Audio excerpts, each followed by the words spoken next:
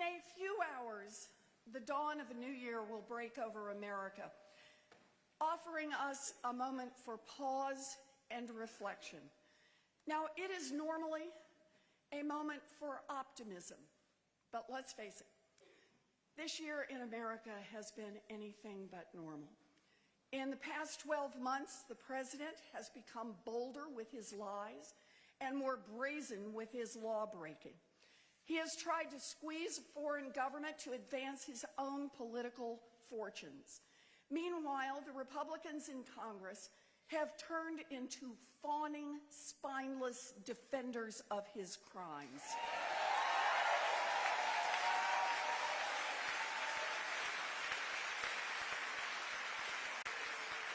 It has brought no one any joy, but the House Democrats upheld their sworn duty to the Constitution and impeached the President of the United States of America.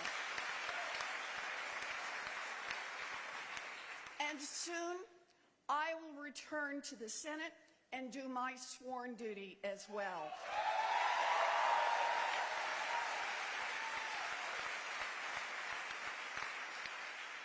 But unless some Senate Republicans choose truth over politics, Donald Trump will be emboldened to try to cheat his way through yet another election. So as we turn the page tomorrow into an election year and into a new decade, there is the chill of fear in the air. People are afraid for their families and their neighbors, afraid for the children locked in detention centers and the children on lockdown in our schools, afraid for women, LGBTQ people, especially trans people, whose rights will be decided by the Supreme Court next year. You bet. Afraid for our country, afraid for our planet. And the danger they feel is real. Our democracy hangs in the balance. And now it comes to us. Now it comes to us to fight back.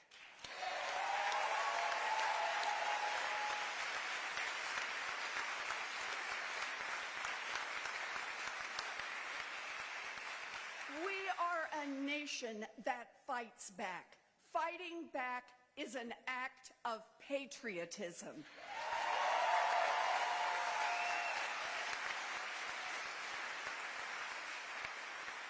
We fought back against a king and an empire to form a new republic. We fought back against the scourge of slavery, even after it was written into the Constitution. We fought back against worldwide economic depressions. We fought back against fascist tyrants. Those moments in American history define us. And at each one of them, if our leaders had approached the moment thinking small, we would not have made it through.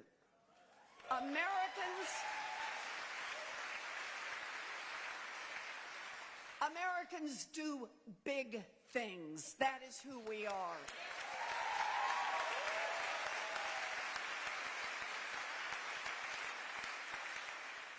And our best moments as a country have been when we see a challenge clearly and we mobilize to meet it head on. And that is why I come to you on this New Year's Eve with a heart filled with optimism. We became the world's leading industrial producer and simultaneously gave workers the right to join unions and the right to live decent lives.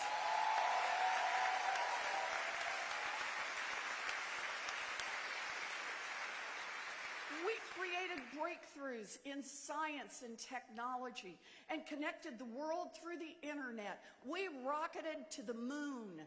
We created some of the most beautiful and profound art and music the world has ever seen or read or heard. And these achievements, these victories, not one of them was born of fear. They were born of boldness and big dreams.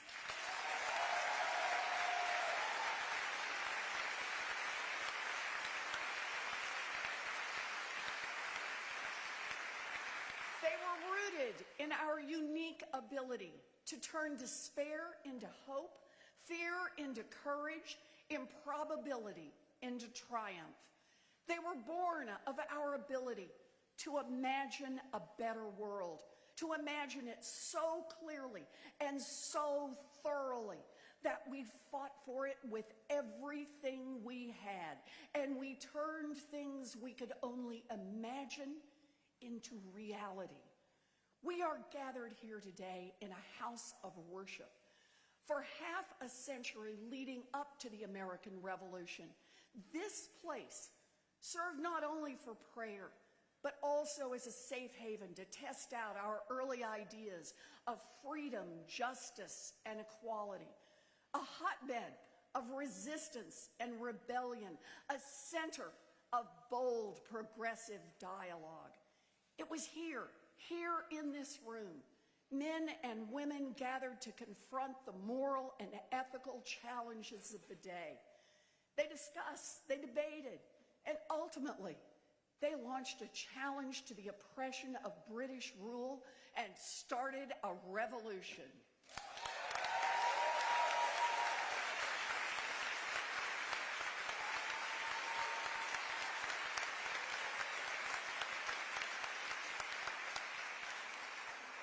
And here, as they took their places among these pews, the spirit of the American imagination was formed, meeting by meeting, vote by vote, speech by speech. So I want to tell you about one of the people who sat in this very room, a young girl, a young enslaved girl named Phyllis Wheatley. Born in West Africa, Phyllis was kidnapped by slave traders and brought to New England in 1761. And from a young age, it was clear, Phyllis was an extraordinary person. She mastered English, Latin, Greek, and literature at a time when enslaved people could be condemned to death for learning. As she entered her teen years, she became a writer. Back in the early 1770s, as she sat in this church, in these pews, Phyllis scoured the Holy Scripture for the words she needed to give voice to her visions and to spark her imagination. She imagined a world that did not yet exist, but a world she could see. She penned ideals of a better America. Ultimately, she inspired leaders like George Washington himself. She showed through her work the power of imagination to help fuel a revolution. Week after week, Phyllis came to this room and imagined. Years before the Revolutionary War, she became the first Black woman to publish a book of poetry in America.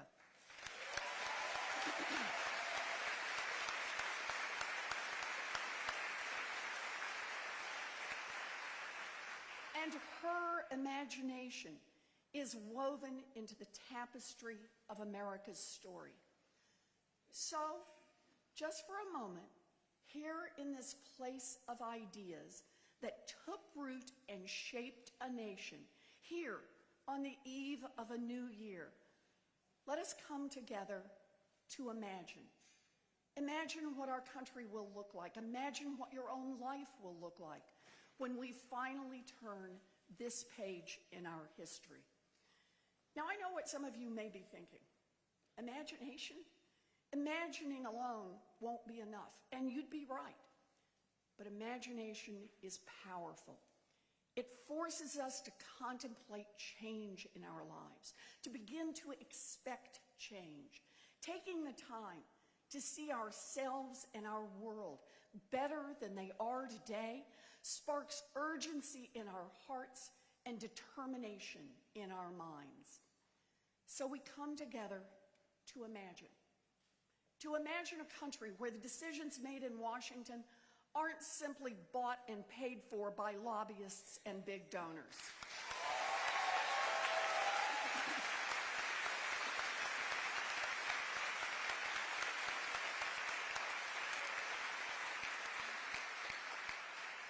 To imagine a country where the fossil fuel industry doesn't have a death grip on our planet.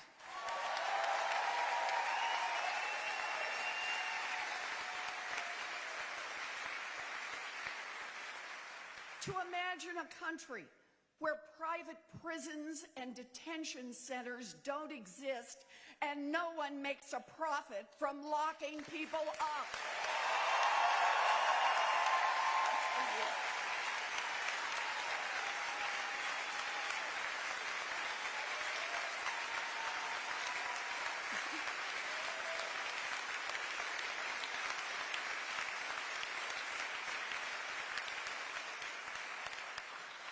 To imagine a country where the NRA and the gun industry don't get to put their own profits above the safety of our children.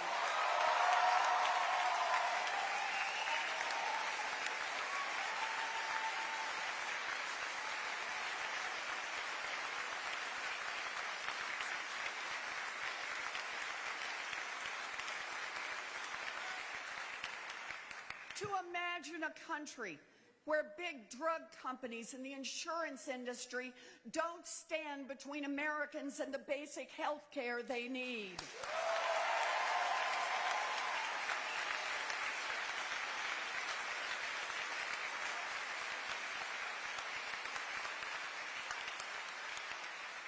And to imagine a country where no politician has to kiss the rings of the rich in order to win elected office.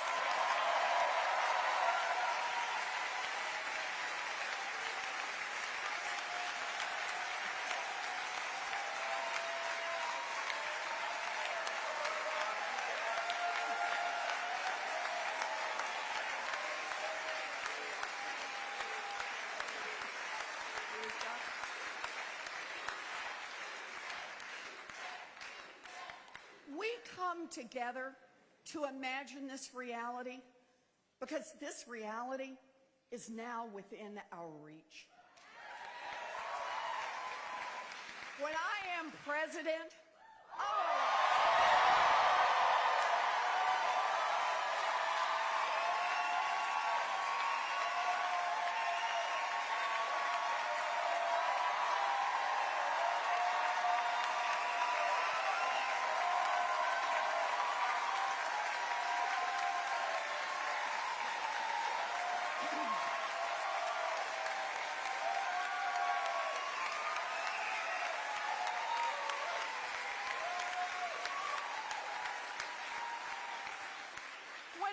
President, we will attack corruption in Washington head on.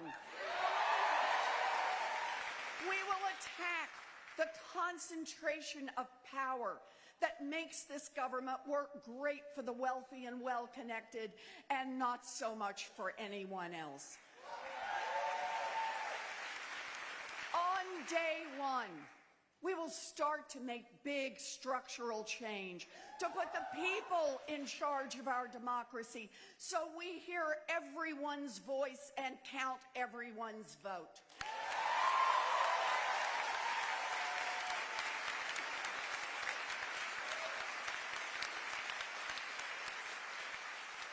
On day one, we will start to make big structural change to end the rigged economy and to create a new set of rules, rules that give everyone a chance to succeed.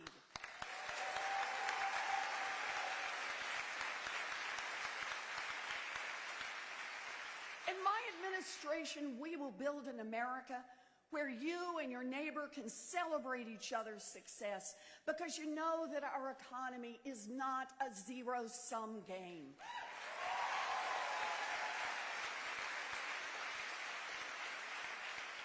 That we each do better when everyone has a fighting chance to build real security and thrive.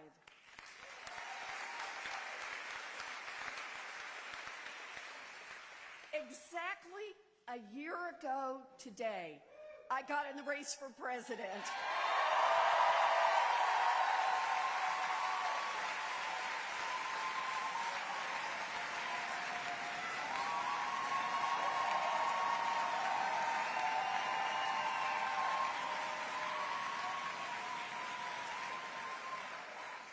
And I made a decision to run a campaign straight from the heart.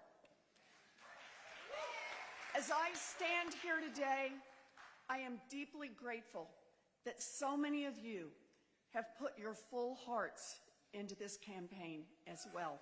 Thank you. Thank you.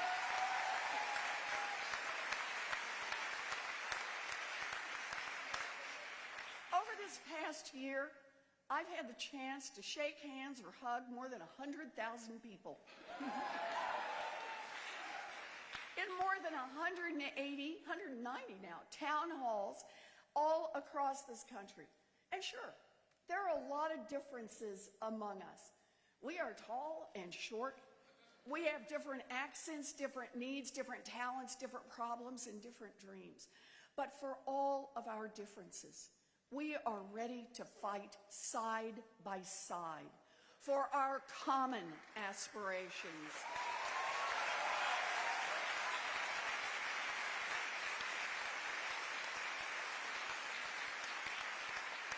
I've met voters in big cities and small towns and rural areas who are committed to tearing down the legacy of systemic racism.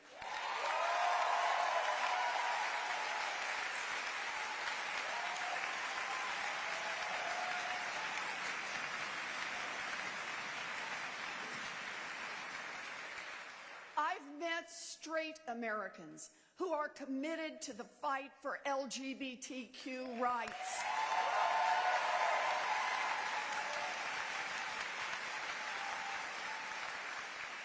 I've met men who are committed to the fight for reproductive rights.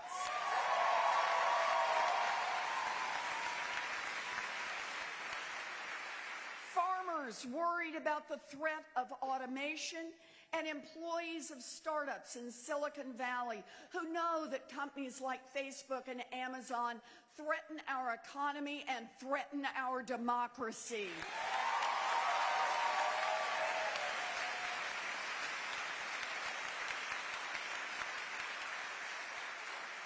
It's 1 year into this campaign, and you've never found me behind closed doors with corporate executives or spending hours on the phone sucking up to donors to fund my campaign. 1 year into this campaign, and I'm still listening and learning from people all across this nation, because those moments of deep connection are intense, and sometimes they echo heart-gripping fear. Children who don't want to get shot at school. Young people who say they'll never be able to pay off their student debt. Seniors whose Social Security checks just won't cover the basics. But fear never dominates. People tell me what's broken, but the fear always comes, lit by a hope for change. Hope for change because they believe in America and they believe in each other. And I believe too.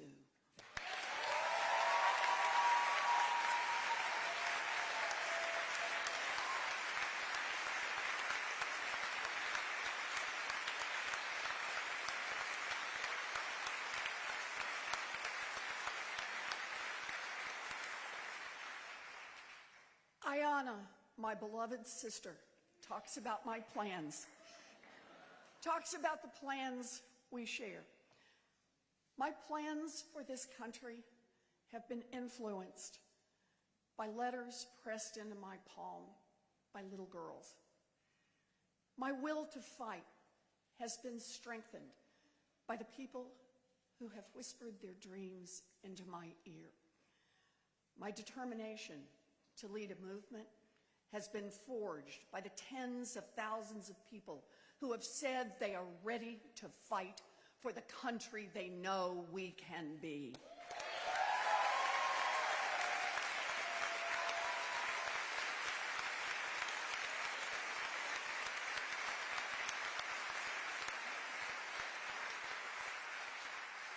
So, just for a minute, imagine what that country could mean for you. Imagine who you could be if America worked for everyone. Imagine how you could thrive if America was safe for everyone.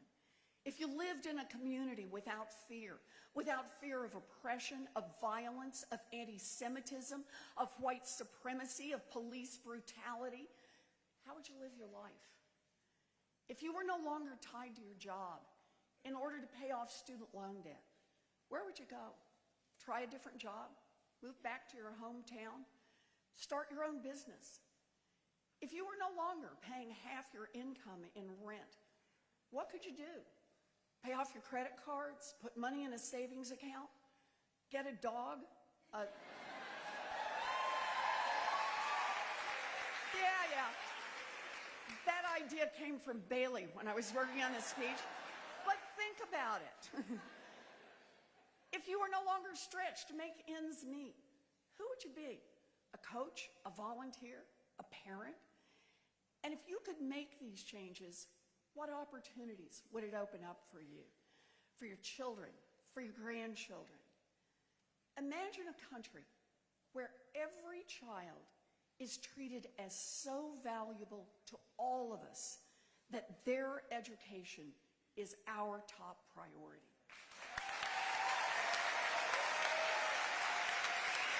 I know you do.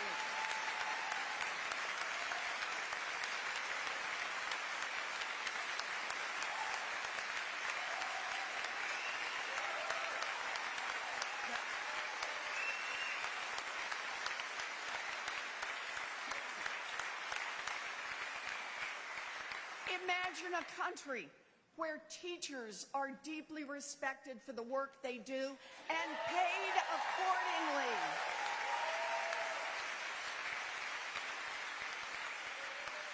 A country where children with disabilities get the services they're entitled to and the assistance they need.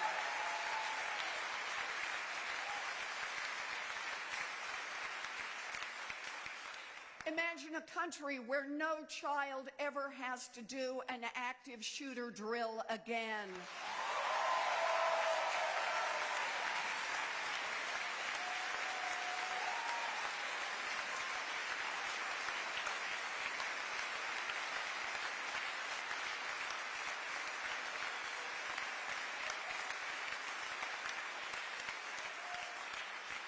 And imagine a country where every young adult is treated as so valuable to all of us that technical school, 2-year college, 4-year college is tuition free and ready to welcome every one of them.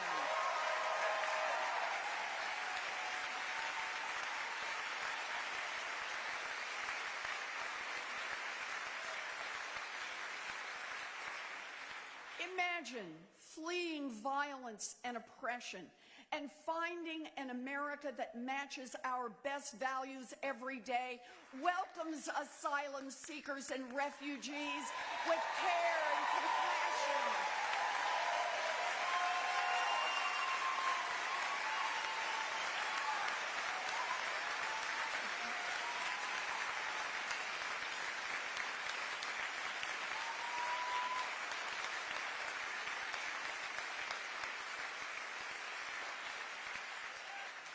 And while you're imagining, please reimagine healthcare. If you are a typical American household, your family spent almost $12,000 last year on healthcare. About 1 in 5 of you, including people with insurance, didn't fill a prescription because you couldn't afford it. So now, imagine an America where Medicare for All ensures health care is a basic human right.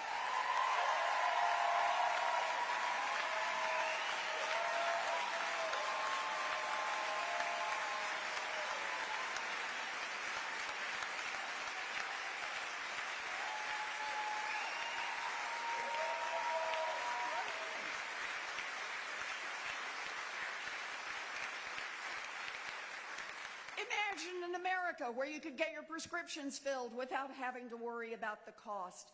Imagine an America where Black maternal health is a priority.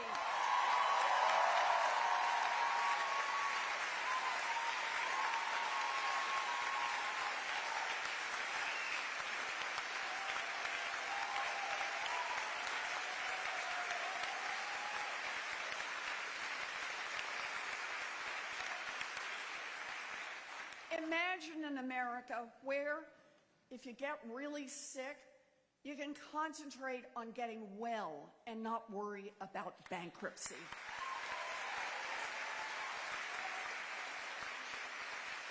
Imagine an America where monthly Social Security checks are big enough to cover the bills and leave a little extra for home repairs or an occasional meal out, or maybe even birthday presents for the grandchildren. While the survival of every living thing on this planet hangs in the balance, while fossil fuel companies still call the shots in Washington, imagine an America that has come together to beat back the climate crisis and embrace a Green New Deal.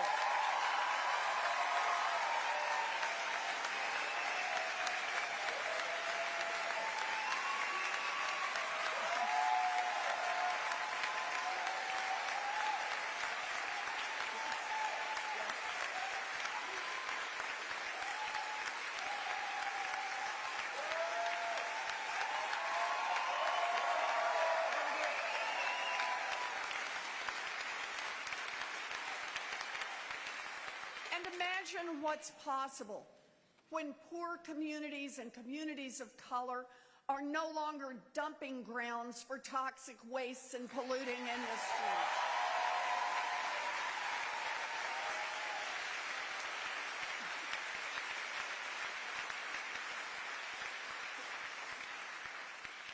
And just one more. Right now in America, women make up 51% of our population. You know where this is going. We account for nearly 50% of the workforce, and we earn more than 57% of college degrees. But only about 29% of elected offices in America are held by a woman. So, imagine an America where more women, women of color, LGBTQ women, women with diverse backgrounds, have more power to make the right decisions for our country.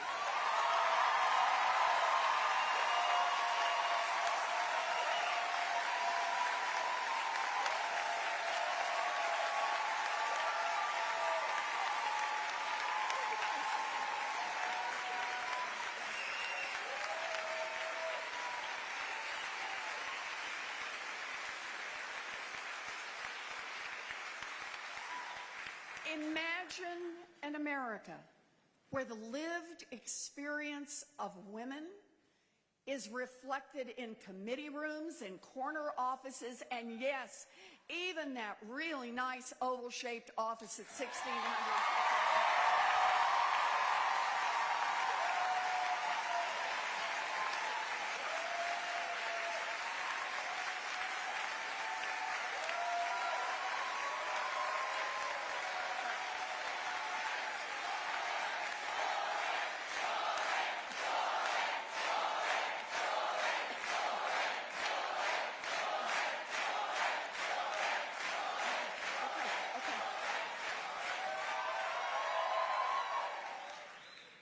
Imagine an America where no matter the color of your skin, who you love, how you worship, where you were born, or what zip code you live in, you are safe and your opportunities look pretty much like everyone else's.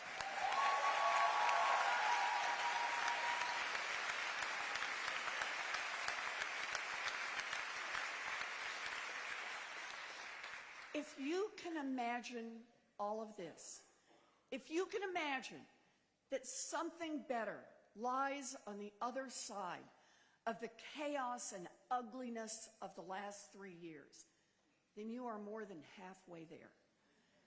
The first step is to see it. The next step is to fight for it.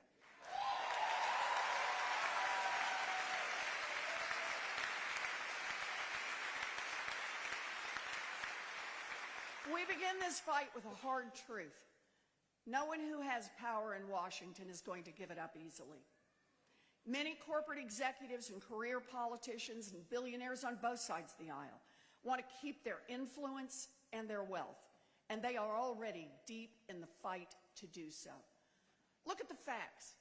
Americans overwhelmingly believe that health care is a basic human right, but the private health insurance industry is dumping millions of dollars in false TV ads to scare people away from any change.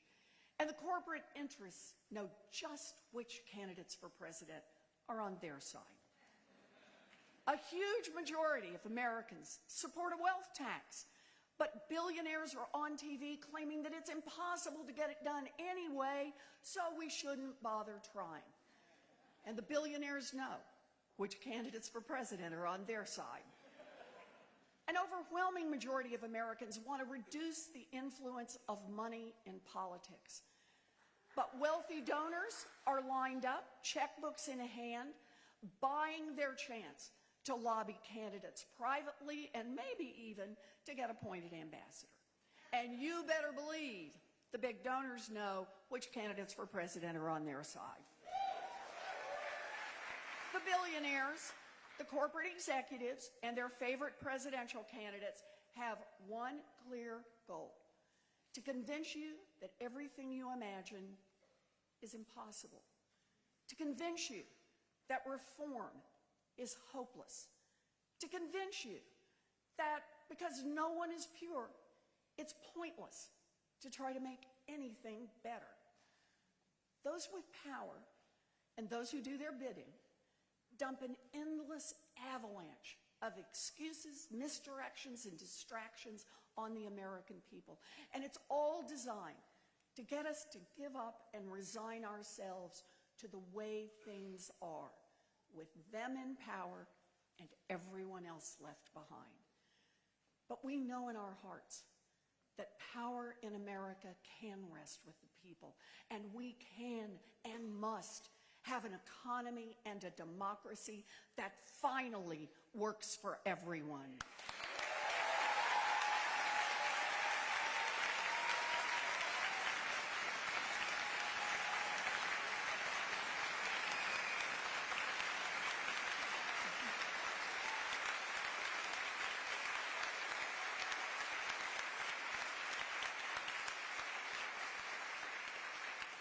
And we, the people, know that the America we imagine together is possible when Americans believe in ourselves and in each other, and when we have the courage to fight for it.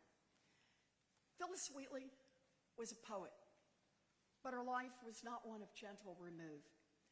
She had circulated her poems and published in the journals of the day, and they'd begun to receive attention both here in Boston and all around the nation. And there was the problem. The boldness of her imagination frightened some people. It was a terrifying thought to some powerful white people that this young woman, this young enslaved woman, would create something so potent that she challenged the existing order. So, just a few blocks down the road, at the Old South Courthouse, a group hauled Phyllis into court. They demanded that she sit before a panel of 18 of Massachusetts' most powerful white men. They demanded that she prove that she had written those poems. In order to continue to circulate her work, she would have to prove that it was possible that an enslaved black woman could possess the intellectual capacity to write as she wrote. Their attack on Phyllis was an attack on her intellect, on her integrity, and on the very notion that she could exist. Their attack was also an attack on the humanity of people trapped in slavery, an assertion of innate non-personhood. But Phyllis stood tall. And by the end of the proceedings, the judges were persuaded, possibly even embarrassed. Phyllis left the courthouse, going on to become a nationally and internationally celebrated poet. Her poetry caused George Washington to invite her to visit on the eve of the Revolutionary War. In her short life, she became a pioneer of Black literature in America. Phyllis Wheatley's spirit is the American spirit. It's the enduring spirit of imagination fortified by courage. Patriotism infused with the dreams of the great country we can be. Phyllis Wheatley challenged the power structure of the 1770s, just a few years before our fledgling nation would challenge the worldwide power structure by taking on a British king and a revolution. But Phyllis's story, and the story of generations of African Americans in this country, did not end in victory. Phyllis married badly and died penniless. And even as the hopes for the birth of a new nation continued to rise, it would be another century before the tyranny of slavery was destroyed, and yet another century before African Americans began to experience true freedom and justice in our country. And yet, in the face of hatred, injustice, and oppression, Black Americans throughout our history have never stopped imagining and fighting for a better tomorrow, not just for themselves, but for our entire nation.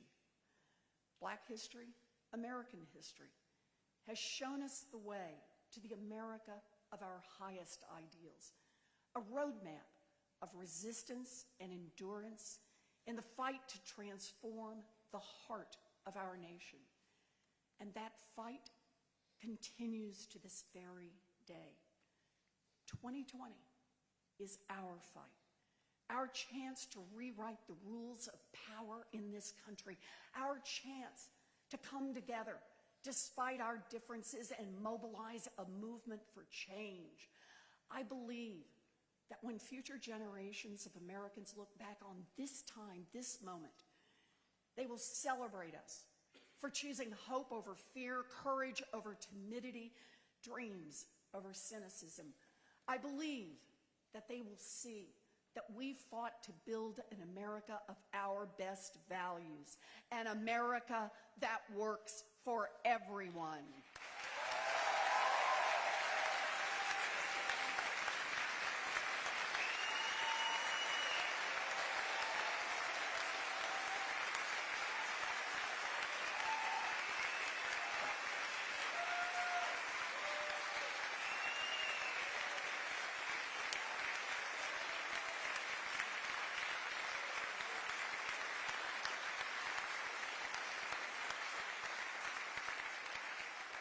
After the lawsuit, while still an enslaved woman, Phyllis wrote a poem entitled On Imagination, and she asks her readers to embrace the power of possibility. Here are Phyllis's words. We on thy pinions can surpass the wind and leave the rolling universe behind. From star to star, the mental optics rove, measure the skies and range the realms above. There in one view, we grasp the mighty whole, or with new worlds, amaze the unbounded soul. In the spirit of one young woman who raised her voice from these pews more than 2 centuries ago, let us begin tomorrow committed to dream big, fight hard, and win.